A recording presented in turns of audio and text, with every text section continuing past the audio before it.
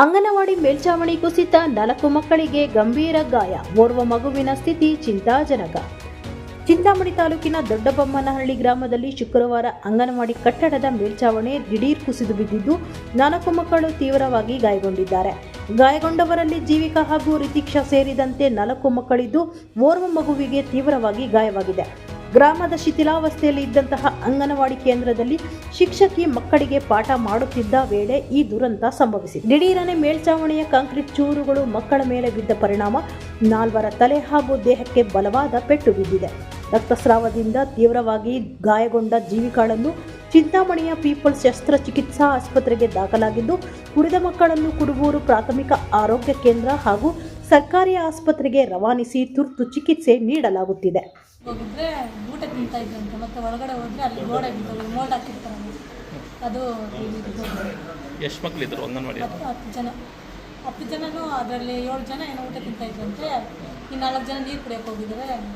ಈ ಥರ ನಾನು ಈಗ ಡಮಲಿಶ್ಗೆ ನಾನು ರಿಪೋರ್ಟ್ ಹಾಕ್ತೀನಿ, ಆಯ್ತಾ? ಮೊದಲೇ ನೀವು ಗಮನಿಸ್ಬೇಕಲ್ಲಮ್ಮ, ನಾವು ಎಷ್ಟು ಇಷ್ಟು ಕ್ರ್ಯಾಕ್ ಬಿಟ್ಟಿತ್ತು, ಆ ಥರ ಆಗುತ್ತೆ. ಇದ್ದಕ್ಕಿದ್ದಾಗೆ ಕುಸ್ತಿದೆ ಸರ್, ಏರ್ ಕ್ರ್ಯಾಕ್ ಆಗಿದೆ ಅಂತ ಕೆಲವರು ಅಂತಾರೆ. ನಾನು 15 ಗೇಟ್ ಹೇಳ್ಕೊಂಡು ಇಲ್ಲಿ ನಿಂತಿದ್ದೆ ಸರ್, ಇಷ್ಟ ಆಗಿತ್ತು ಅಷ್ಟೇ ಸರ್. ಅದು ನೋಡಿ ಇಲ್ಲಿದೆಯಲ್ಲ, ಆ ಟೈಪ್ ಇತ್ತು ಅಷ್ಟೇ ಸರ್. ಅಷ್ಟು ಕಷ್ಟ ಆಗುತ್ತೆ ಅಂತ ನನಗೂ ಗೊತ್ತಿಲ್ಲ ಸರ್.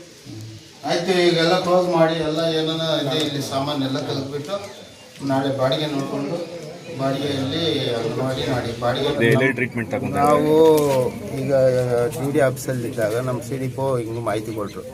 ತಕ್ಷಣ ನಾವು ಈಗ ಒಂದು ಮಗು ಏನು ಫಸ್ಟ್ನೇ ಮಗು ಏನು ಶಾನ್ವಿ ಅವರಿಗೆ ಈಗ ಏನು ಇಲ್ಲಿ ಕತ್ತತ್ರ ಗಾಯ ಆಗಿದೆ ಅಂತ ಹೇಳ್ಬಿಟ್ಟು ಇವರು ನಮಗೆ ಹಾಸ್ಪಿಟಲ್ಲಿದ್ದೀವಿ ಅಂತ ಹೇಳಿ ಸರ್. ನಾವು ಅಲ್ಲಿಂದ ತಕ್ಷಣ ಬಂದ್ವಿ.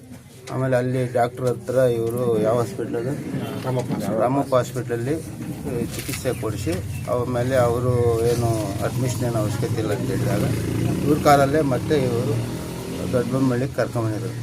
ಆವಾಗ ನಾನು ಅಲ್ಲಿಂದನೇ ಸೀದಾ ಇಲ್ಲಿಗೆ ಬಂದೆ ಸರ್. ಹೋಗಿ